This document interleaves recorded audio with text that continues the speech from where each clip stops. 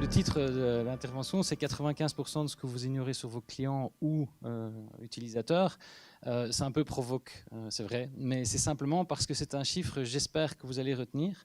De plus en plus, aujourd'hui, dans les travaux en neurosciences, on se rend compte qu'il y a toute une partie qui fonctionne en backstage dans votre cerveau et qui, en fait, sont les endroits où la majorité des décisions sont prises, où toute une série de choses qu'en règle générale, on ne connaît pas, se produisent. Donc, pour aussi vous expliquer très concrètement l'apport de ce genre de choses et l'aspect très pratique, c'est pas tellement les chiffres qui comptent, mais c'est ce qu'il va y avoir avec. Donc, ce que vous voyez ici, ce sont deux chiffres de personnes qui, à partir de Google, tapent devis, assurance, auto. Ce que vous voyez là sur la gauche, les 20%, c'est la moyenne de complétion d'un devis entre les gens qui arrivent au départ du devis et les gens qui terminent le devis. Et là, ce que vous voyez là, c'est MMA qui a 39%. Alors de nouveau, ce qui est intéressant, c'est de savoir comment aujourd'hui, alors qu'on a tous des budgets, on a tous accès à Internet, on a tous accès à des formations, on peut travailler avec n'importe quelle agence si on le souhaite. On n'est plus dans un monde où l'information est rare, au contraire. Comment est-ce qu'on arrive à avoir 19 points de différence? Et ce n'est pas quelque chose de marginal, c'est vraiment quelque chose qui se produit très régulièrement. Alors, je vais essayer de vous expliquer. Et comme j'ai que 15 minutes, je vais essayer de schématiser. Mais en gros, si vous voulez, le principe, c'est que notre manière de fonctionner part de suppositions sur l'autre. Donc, l'autre peut être un de vos collaborateurs, mais peut-être aussi un client, ou ici, dans ce cas-ci, des internautes. Alors, cette matérialisation de cette personne a été faite dans les années 60, ce qu'on appelle Homo economicus, et donc on a théorisé un consommateur, et donc toutes nos formations ont été organisées autour de ce genre d'éléments. Et donc Homo economicus, il a des particularités, entre autres, il sait ce qu'il veut. Et c'est d'ailleurs pour ça qu'on fait des focus group et qu'on demande aux gens ce qu'ils veulent, puisque bien sûr, ils savent répondre ce qu'ils veulent. Ils savent exprimer parfaitement leurs besoins, c'est pour ça qu'on leur demande. Ils savent pourquoi ils font les choses. C'est aussi pourquoi, quand ils sont occupés à évaluer un écran ou quelque chose comme cela, il suffit en fait de lui demander et forcément on va avoir la réponse vraie. Il est rationnel, hein, donc on nous apprend beaucoup qu'il y a cette partie de rationnel. Et l'émotionnel, en fait, c'est plutôt quelque chose, voilà, on n'approche pas trop ça, on le confond souvent avec des sentiments. Il est consciemment intéressé, notre Homo economicus, donc ça veut dire qu'à chaque fois que vous faites quelque chose, bien sûr que vous le faites de manière parfaitement consciente. Vous marchez dans la rue, vous passez à côté d'un magasin, vous vous arrêtez, vous reculez et vous dites « Ah tiens, c'est la paire de chaussures que je cherche depuis 3 semaines ». C'est bien sûr rationnel, tout ce mouvement de s'arrêter, de reculer, etc. Il voit tout ce qu'on lui montre. C'est pour ça d'ailleurs qu'on fait des pubs partout et qu'on continue à en faire et qu'on en met partout au niveau digital, etc. Forcément, les autres, non, j'ai pas envie de les voir, mais les miennes, les gens vont les regarder. Il va faire le tri après avoir pesé le pour et le contre de manière très rationnelle. Donc un prix, typiquement, si je fais un prix moins cher que l'autre, forcément que ça va intéresser les gens. Il a une excellente mémoire, etc., etc., etc. Sauf que ça n'existe pas du tout. Donc, comme ça n'existe pas du tout, on va essayer de voir un petit peu ce qu'il y a derrière. Alors, pour schématiser aujourd'hui, j'ai utilisé un acronyme ERA, donc c'est le nom de notre méthode, mais c'est plus facile à retenir. En gros, le système émotionnel, vous voyez qu'il est au carré parce qu'en fait, la majorité des éléments, et c'est biologique, sont traités en fait d'abord par ce qu'on appelle le système limbique, avant d'avoir un processus différencié. Il y a juste l'odorat qui en fait ne passe pas par un filtrage que je vais vous montrer tout à l'heure, mais autrement, tout ce que vous regardez, tout ce que vous entendez, tout ce que vous touchez, passe par un préfiltrage. Et ce préfiltrage date d'il y a 40 000 ans. Il faut s'imaginer que votre cerveau a été créé dans un univers. Les fonctions cérébrales que vous avez actuellement dans votre tête ont été créées dans un monde dans lequel, qui n'était pas tout à fait le même que maintenant, qui était un peu plus hostile. Et donc, ces fonctions, à un moment donné dans l'histoire, on ne s'est pas dit, tiens, je sais pas, moi, au Moyen-Âge ou la Renaissance, on arrête le cerveau et on refait un cerveau V2. C'est pas comme ça. Donc ça veut dire qu'en fait, on traîne dans notre tête une biologie pour un monde qui était à ce moment-là avec des fonctions nécessaires dans ce monde-là. Typiquement, éviter les prédateurs, trouver des proies, manger, etc. On n'est pas câblé pour faire du shopping, personne ici. On est câblé pour tuer une paire de chaussures et en garder une autre parce qu'elle est proie. Et donc, en fait, ce qui est très intéressant là-dedans, c'est que je vais essayer de vous démontrer par quelques exemples que vous allez faire comment ça fonctionne. Après, il y a la raison, mais qui est... c'est pas la majorité du temps. On est capable d'être rationnel, mais c'est loin d'être la majorité du temps. Et puis l'action, en fait, se produit. Alors, qu'est-ce qui se passe? Pour avoir 19 points de différence, il faut partir de ça. Donc, on part du système émotionnel, Ensuite, on rajoute le minimum de raison, parce que la personne vient faire un devis auto une fois tous les 2 ans, c'est pas vraiment son kiff, quoi. Donc, et l'action, en fait, va se faire de manière automatique. Mais qu'est-ce qui se passe habituellement sur le marché? Et même nous, on se trompe tous les jours. Et ça, je ne sais pas pourquoi, mais on est câblé pour ça, on fonctionne dans l'autre sens. Mon objectif est de vendre, par exemple, des assurances habitation. Je vais donc dire à la personne, il y a 40% de remise, je vais mettre des visuels, je vais faire etc. Et l'émotionnel, en fait, en gros, hein, si je schématise un peu, je polarise, on demande à une agence de faire un peu du joli, et ça va marcher. Sauf que ça fait « we are », nous on est. Et quand je vous dis que 90 ou 95% du marché est organisé dans ce sens-là, c'est vraiment minimisé. Or, en fait, la vraie solution, c'est de fonctionner à partir de ceci. Uber, par exemple, parce qu'on parle beaucoup d'ubérisation, mais qu'est-ce qu'ils ont fait, Uber? Ils ont joué que sur les systèmes émotionnels. C'est chiant de prendre un taxi, on ne sait jamais si ça va être facile, si le gars va être sympa, si la bagnole va être propre. Tout ça, c'est du système émotionnel. Et donc, en travaillant sur ces mécanismes-là, en utilisant le minimum de raison, on arrive à ce que les gens agissent. Alors, ce système émotionnel, en fait, en gros, il est rapide. Alors, qu'est-ce que ça veut dire rapide? Donc, si je vous demande de prendre une décision en 2 secondes, c'est très rapide pour vous. D'accord? Il faut savoir que son unité de temps à lui, c'est la milliseconde. Donc, à chaque fois que vous avez une pensée en 1 seconde, vous avez 1000 activités cérébrales, en proportion, qui sont activées en backstage. Alors vous allez dire, pourtant, moi, je ne sens pas, je ne sens pas cette vitesse-là. Non, en effet, parce que, de nouveau, il faut s'imaginer, il y a 40 000 ans, quand il y avait un gros chat qui arrivait dans votre champ de vision périphérique, ce n'était pas pour faire un câlin, c'était pour vous manger. Et ce n'est pas avec les griffes qu'on a au bout des doigts qu'on pouvait rivaliser ou avec les dents qu'on a. Donc, conclusion, qu'est-ce qui se passait? Il fallait que le corps s'arrête et prenne une autonomie, je veux dire, sans raison. Et en fait, de pouvoir courir, on se posera la question après de pourquoi on court, en gros. Et en fait, ce système-là est toujours là, majoritaire. Même quand vous prenez des décisions visuelles, auditives, etc., il est toujours là. Alors, pour essayer de vous le faire, alors c'est aussi le centre de tout ce qui est automatique. Imaginez, un exemple que je prends souvent, c'est un pilote de chasse.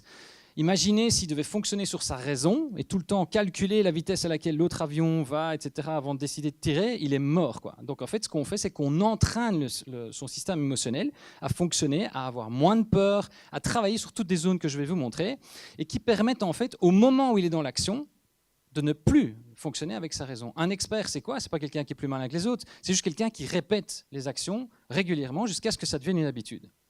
D'ailleurs, un exemple de ce système-là, je l'ai encore eu tout à l'heure, c'est très amusant. Je vois un escalator qui ne fonctionne pas et je vois quelqu'un, donc une première personne passe, la deuxième voit que ça ne fonctionne pas, elle monte sur l'escalator et elle fait ça. Or, en fait, rationnellement, elle sait que ça ne fonctionne pas, donc forcément, Homo economicus va se dire que ça ne fonctionne pas. Donc, je vais contrôler mes muscles pour pouvoir marcher normalement sur l'escalier. Alors, pour essayer de vous montrer ce que c'est une milliseconde, et encore, c'est même plus rapide que ça, je vais vous montrer une petite vidéo. J'espère qu'avec le soleil, on va voir. Donc, vous regardez simplement la vidéo et puis on en reparle. Je ne sais pas si vous arrivez à voir. Ah, voilà. Grosse bébête, hein.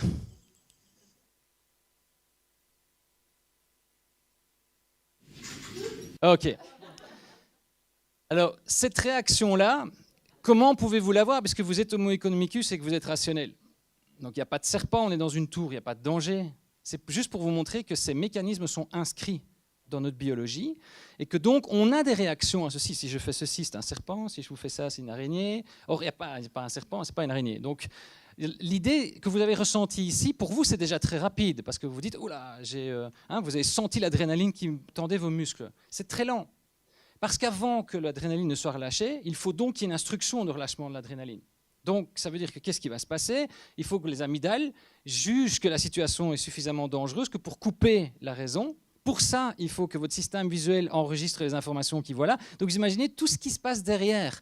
Et en fait, pendant des siècles, des millénaires, on a cru en fait qu'on fonctionnait que sur notre raison. Et en fait, tous les jours, de plus en plus, on montre qu'en fait, en gros, on fonctionne majoritairement par notre système limbique.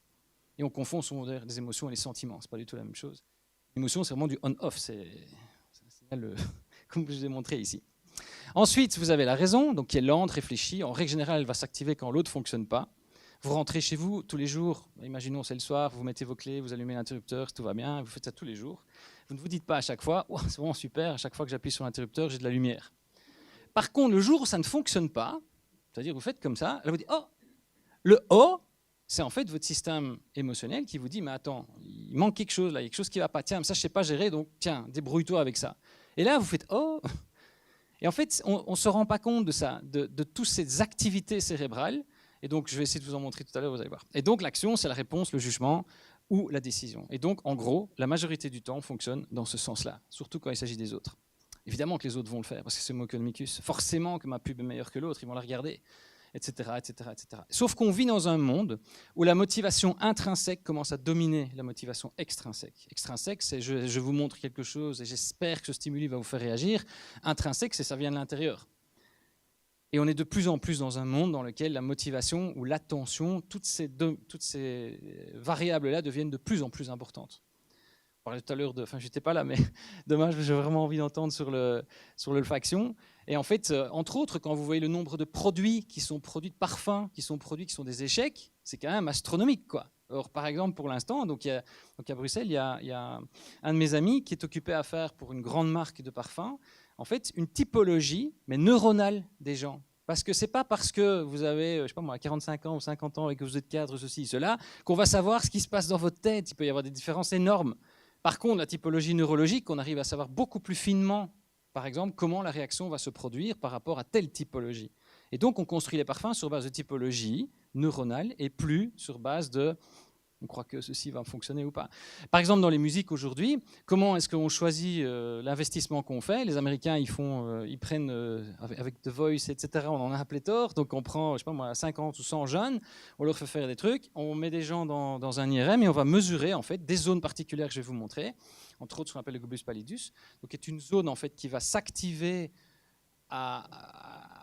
lorsque vous avez une émotion positive en feedback, et en fait, l'idée, c'est que du coup, ils vont investir sur ce qui s'active le plus. Et c'est comme ça qu'on arrive à voir les séries, etc. Donc, on n'est plus dans un monde dans lequel on ne peut pas mesurer ça. C'est fini. Aujourd'hui, il y a vraiment moyen de mesurer les pubs, etc. Donc, 80% du processus de décision est basé sur des informations du cerveau limbique, et c'est biologique. Donc, et 95% des activités cérébrales sont non conscientes. Pas qu'on ne pourrait pas y avoir accès, mais c'est juste qu'on ne sait pas se focaliser en même temps sur toute une série d'informations. Donc, qu'est-ce que ça veut dire si on n'est pas Homo economicus? On est Homo sapiens. Alors, Homo sapiens, c'est quoi? 97% de ce que vous voyez est flou. Gentil le garçon, il est peut-être un peu fou, parce que moi, je vois net partout.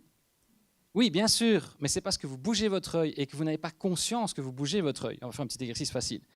Vous regardez l'œil là, du bonhomme, d'accord? C'est pas facile comme exercice, mais vous ne bougez pas votre œil de là, votre regard. Est-ce que vous arrivez à lire le texte à gauche? Pourtant, vous êtes très loin. Donc, au plus vous êtes loin, au plus votre champ de vision fovéal ou net est grand. Mais ici, en fait, si vous bougez votre œil sur le 97, vous arrivez à le lire, mais par contre, vous ne bougez pas votre œil du 7, vous ne voyez plus les détails du visage de l'homme. Donc c'est un petit peu différent quand on croit que quelqu'un va voir toute la pub ou que quelqu'un va regarder tout mon site, etc. En fait, il faut savoir que vous voyez net, quand vous tendez le bras, sur la surface de votre ongle. Tout le reste devient progressivement flou. C'est quand même très différent. Donc on pensait en millisecondes, on a 80% de décisions qui sont basées sur les informations émotionnelles, on a 70 000 pensées par jour, c'est un peu résumé. Parce que, voilà, on n'a pas exactement, mais c'est pour vous donner une idée de volume. D'accord? Et pourquoi est-ce qu'on ne s'en souvient pas? Tout simplement parce que 95% de ces activités sont non conscientes. Alors, ce que vous voyez là, c'est dans ce sens-là. Donc, vous avez les yeux.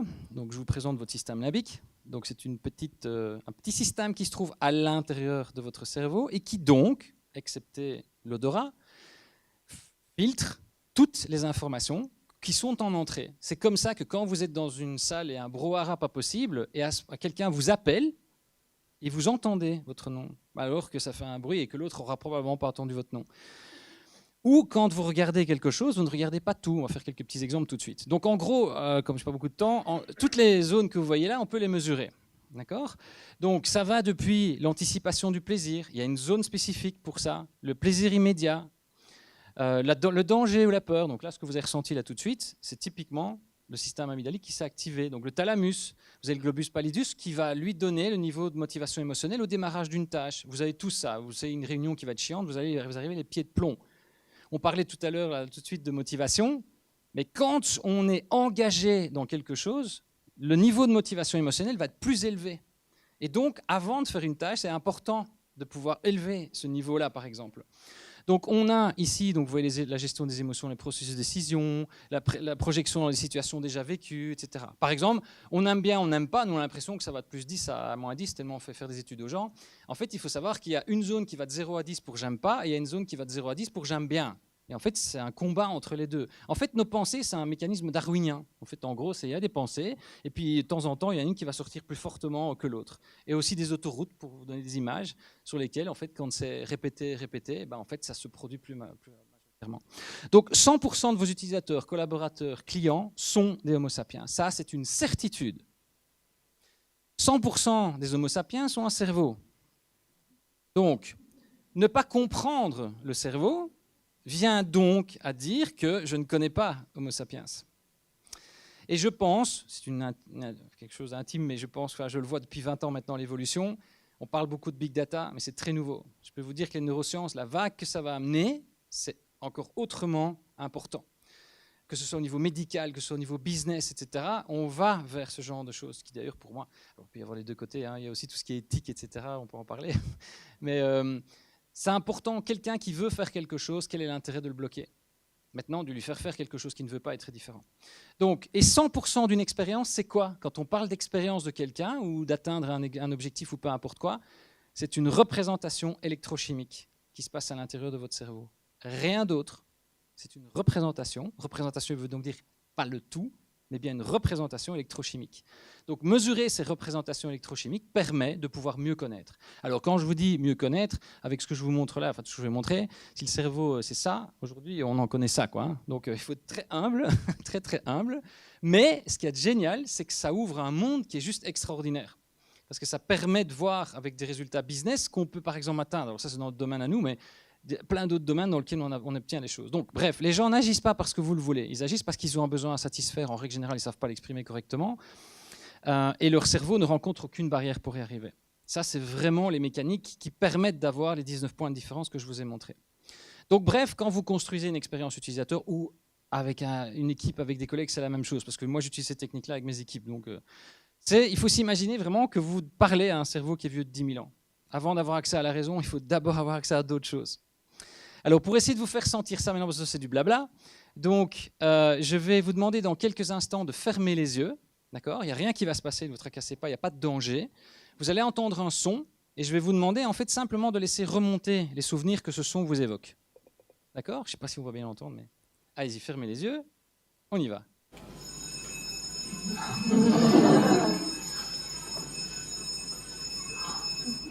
Ok, tous ensemble, ouvrez les yeux. Vous avez pensé à quoi ? Comment est-ce que j'ai fait avec un simple stimuli pour générer chez vous des gens intelligents exactement la même réponse à 100%? Quand même, alors, l'exemple ici est très simple. Ce n'est pas le son qui est intéressant, c'est le comportement que je génère chez vous. Quand je vous parlais tout à l'heure d'action, si je veux que vous pensiez, que vous me disiez école, je ne vais pas aller chercher sur la raison. La majorité d'entre vous a souri dès que vous avez entendu le son. Pourquoi est-ce que vous n'avez pas pensé, en post-rationalisant, à une barrière de chemin de fer? Parce qu'il y avait des enfants. Mais ça, c'est parce que vous post-rationalisez, vous n'avez pas pensé à ça. Ça vient, c'est comme ça. Probablement, certains d'entre vous ont vu la cour de récréation, les parents qui venaient les rechercher, le chouette, c'est fini. Il y en a de temps en temps qui disent chouette, ça recommence, mais ils sont très rares. Donc voilà. Et en fait, toutes ces zones, cette pensée qui est arrivée, qui vous a fait dire école, vient de plein d'endroits dans votre cerveau différents. La topologie, l'endroit, la projection de vous, les souvenirs, etc.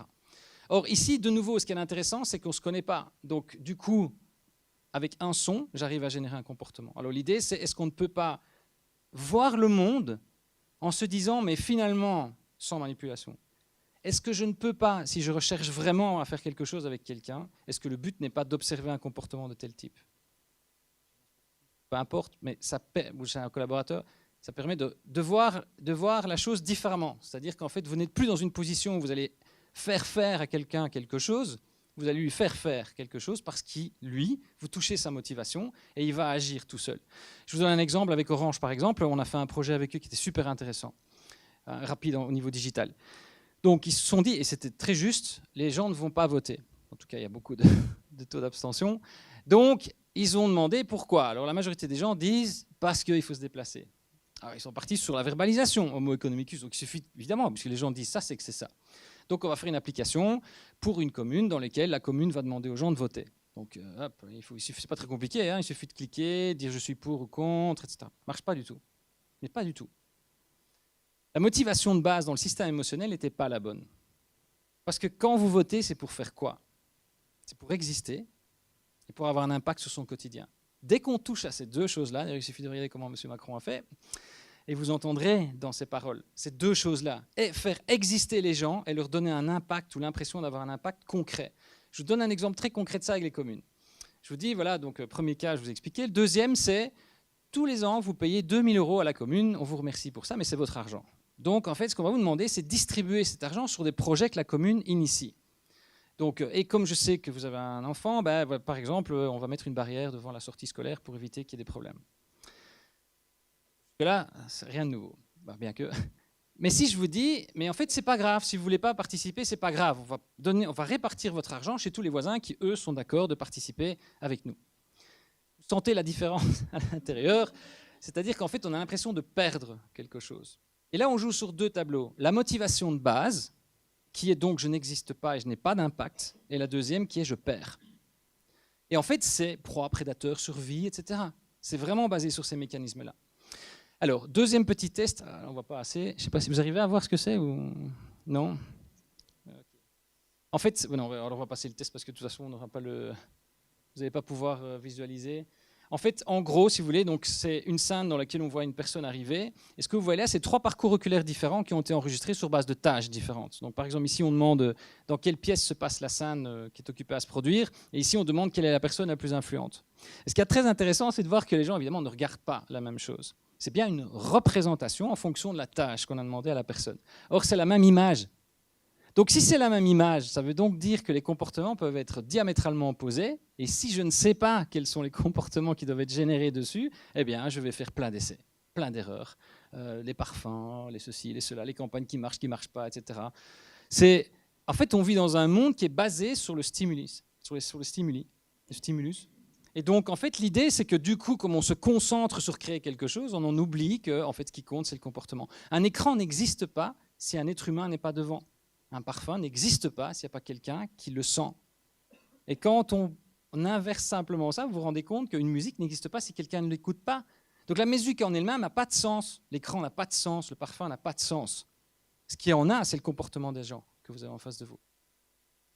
Alors, justement, finalement, c'est quoi une expérience? Eh bien, quand, par exemple, vous êtes venu ce soir, vous vous dites, OK, j'ai une récompense anticipée, j'ai déjà participé à des conférences, c'était chouette, donc ça va être bien, ça va vraiment être bien.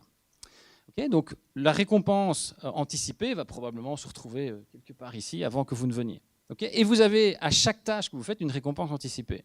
C'est une réunion qui est chiante, mais il faut quand même y aller. Vous allez quand même commencer avec quelque chose plutôt là. Okay, cette anticipation de la récompense va guider votre comportement. C'est-à-dire qu'en fait, en gros, vos énergies, tout va se mettre en œuvre pour qu'un comportement se produise. Et ce comportement ayant été produit va générer une récompense effective. C'est-à-dire qu'en gros, imaginons que vous attendiez à avoir ça, et puis en fait, nous avons été mauvais en tant qu'orateurs, et donc vous vous retrouvez avec oh là là, c'était pas bien. En fait, c'est la différence entre ce que vous vivez comme expérience effective comparé à l'anticipé qui forme vraiment la récompense. Si vous vous attendiez à ça et que vous arrivez là, c'est une expérience positive. Donc une expérience n'est pas absolue. Et ça, c'est aussi quelque chose qu'on ne comprend pas toujours. Ma perception de la récompense n'est pas la même que celui du voisin. Mais par contre, ce qu'il y a de sûr, c'est que le système de la récompense, c'est le moteur de votre fonctionnement. Alors pourquoi est-ce que ce moteur de la récompense? Parce qu'aujourd'hui, on voit sa récompense en se disant je reçois une sucette ou un bonbon, enfin, ça a l'air sympa. Mais en fait, l'idée du système hormonal qu'on a, et donc entre autres de tout ce qui est neurotransmetteur, dont la dopamine, c'est de teinter émotionnellement les actions que vous venez de mener. Il y a 40 000 ans, vous aviez une espèce de truc devant vous, vous ne savez pas ce que c'est. Vous terminez avec une grosse griffe, ça, vous fixez en disant « Oh là là, attention, ça, c'est danger, pas reproduire ». Par contre, là, j'ai mangé la plante, là, j'avais mal à l'estomac, ça s'est bien passé, hop, je stocke. Et en fait, notre système est fait pour répéter les comportements qui ont généré une récompense effective élevée et essayer de refouler ou de bouger, de s'éloigner des comportements en fait, qui nous créent des problèmes. C'est pour ça que ce système de la récompense est tellement important. C'est lui qui fait tout. C'est lui qui fait stocker les éléments. Par exemple, dans une école, quand vous mettez des gamins assis sur une chaise, dans la classe, il y en a peut-être 2 qui sont contents d'être assis. Tous les autres, ils sont là parce qu'il faut. Comment voulez-vous qu'on fasse entrer de la matière dans la tête des gens pour perdurer? Mais dans une entreprise, c'est la même chose. Si en fait on n'arrive pas à être dans ce mécanisme, le système de la récompense, et c'est pas donner de l'argent, c'est pas ça. Un exemple très facile pour vous montrer que ça ne se passe pas pendant une journée, hein, ça, c'est toutes les secondes. Vous lisez un article, vous avez la tête d'article qui a l'air super intéressant, le chapeau, vous anticipez que ça va être intéressant, vous lisez les 4 premières lignes et vous arrêtez. Mais pourquoi? Mais tout simplement parce que la récompense effective n'est plus là, ça ne sert à rien de perdre du temps. Et de l'énergie. Parce que notre cerveau brûle de l'énergie. Alors aujourd'hui, on a la chance de pouvoir manger régulièrement et donc de rétablir cette énergie. Mais notre système limbique, lui, date de 40 000 ans où on ne mangeait pas tous les jours. Donc tous les mécanismes d'homéostasie sont super importants. Et donc, en fait, vous allez éviter de recommencer des choses qui servent à rien. Alors pour vous montrer l'activité cérébrale, donc là je vous montre juste sur une application comme Fnac.